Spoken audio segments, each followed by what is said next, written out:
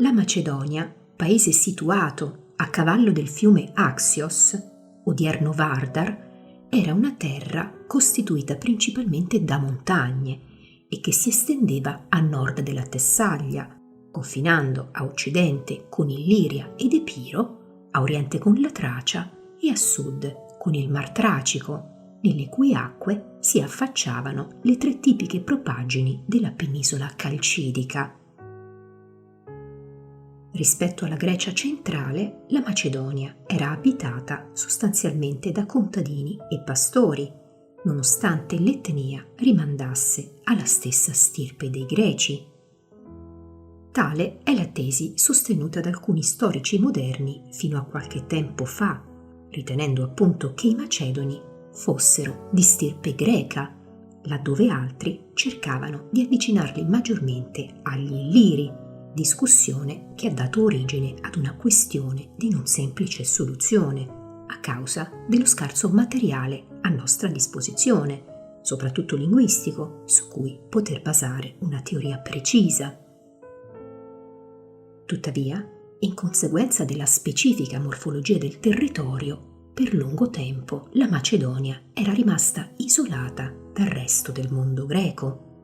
In termini di organizzazione politico-sociale, poi, la Macedonia aveva di fatti mantenuto le istituzioni politiche e sociali dell'epoca patriarcale e per questo motivo i greci consideravano le genti macedoni alla stregua di barbari. Nonostante l'etnia fosse greca, dunque, i macedoni, in quanto estranei alla civiltà greca, dagli stessi greci venivano considerati genericamente mondo barbarico. Soltanto negli ultimi tempi i macedoni, in conseguenza dell'influenza civile ed economica di molte colonie greche fondate lungo la costa della penisola calcidica e della Tracia, tra cui Potidea, Olinto, Stagira e Anfipoli, avevano cominciato a prendere contatti con i loro parenti della Grecia centrale,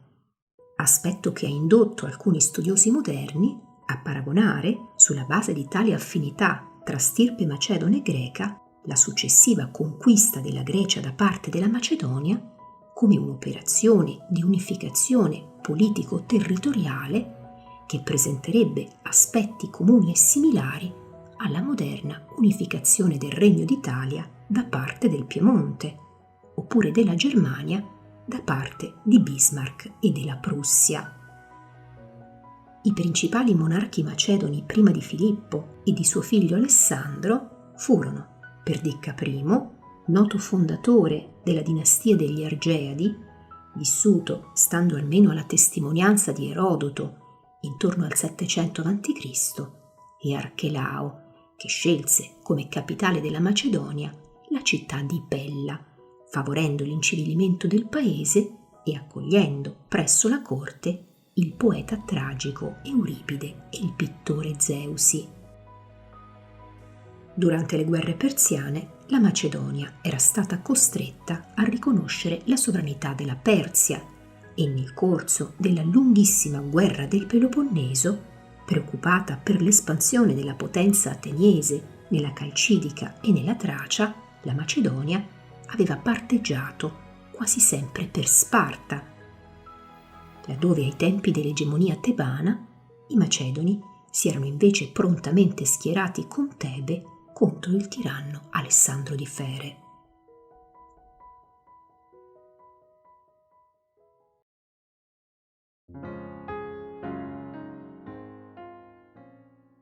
Nel 359 a.C. divenne re di Macedonia Filippo II, un giovane intelligente e ambizioso che nel periodo caratterizzante l'effimera egemonia di Tebe era stato tenuto in ostaggio proprio in questa città. Filippo, durante il suo soggiorno tebano, si era perfettamente reso conto dei vari difetti della vita politica greca, tra i quali lo spiccato particolarismo, che avrebbe perciò reso facile a una grande potenza militare la conquista del paese. Ostaggio dei tebani, Filippo aveva tra l'altro avuto modo di apprezzare gli ordinamenti militari della Beozia, che secondo Filippo erano in assoluto i migliori del mondo greco. Ritornato in patria e divenuto re di un vasto regno, Filippo sembrava essere mosso quasi da una sola ambizione, ovvero conquistare la Grecia usando ogni mezzo, lecito o illecito, ma soprattutto utilizzando la forza. Filippo, assistito da valenti generali, tra i quali Parmenione, cominciò dalla riorganizzazione dell'esercito macedone. Il re introdusse il servizio militare obbligatorio, diede poi alla fanteria nuove armi, tra cui uno scudo piccolo e leggero, la ben nota pelta e una lancia lunga 6 metri, la famosa sarissa macedone, divenuta poi l'arma nazionale. Inoltre Filippo fece della cavalleria, che in passato aveva avuto scarsa importanza, un vero e proprio corpo d'assalto di primo ordine,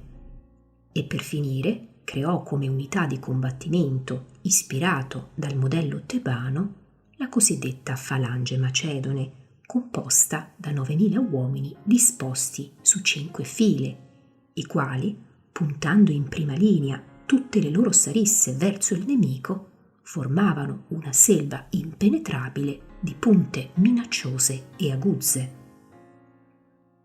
Per completare tale riforma, Filippo adottò come metodo di battaglia l'ordine obliquo di Epaminonda, ma senza pregiudizi schematici, per cui l'assalto, secondo la particolare configurazione del terreno, veniva condotto sulla destra o sulla sinistra indipendentemente e veniva affidato non più alla fanteria ma alla cavalleria. Secondo gli schemi di Filippo, mentre la fanteria, favorita dalle sue lunghe lance, attaccava frontalmente con lo scopo di sfondare, ma anche di tenere impegnato il grosso della fanteria nemica, la cavalleria, con una mossa potente e impetuosa, cercava di sfondare l'ala più debole del fronte nemico e di aggirarne il centro. La riforma dell'esercito di Filippo diede prova che l'intuizione avuta dal sovrano fosse giusta, giacché le prime conquiste del re macedone diedero pienamente ragione al modo in cui Filippo riorganizzò l'esercito e il servizio militare. Filippo mirò dapprima a consolidare i confini del suo regno, sottomettendo da una parte i popoli vicini più deboli, Peoni, Illiri e Sciti, e dall'altra occupando le ricche colonie greche della costa, come Anfipoli, Pidna e Potidea. Nel 358 a.C. Filippo si impossessò anche, in maniera molto scaltra, delle miniere d'oro del monte Pangeo nella Tracia, che gli assicurarono un'ottima rendita con la quale poté iniziare le varie operazioni di costruzione di una forte flotta macedone. Atene, nonostante le conquiste di Filippo danneggiassero i suoi interessi nei mari della Tracia, non poté intervenire perché implicata nella guerra sociale che si svolse dal 357 al 354 a.C., conflitto che vide opporre la polis attica contro parecchi stati della sua lega marittima. Atene, tornata al suo antico metodo di gravare gli alleati con tributi e cleruchie, suscitò odio e ribellione in parecchie poleis sostenute e aizzate contro Atene da Mausolo, satrapo della Caria. Atene comunque riuscì a riportare qualche successo, ma alla fine, anche a causa dell'intervento della Persia, la polis attica dovette riconoscere l'indipendenza delle città.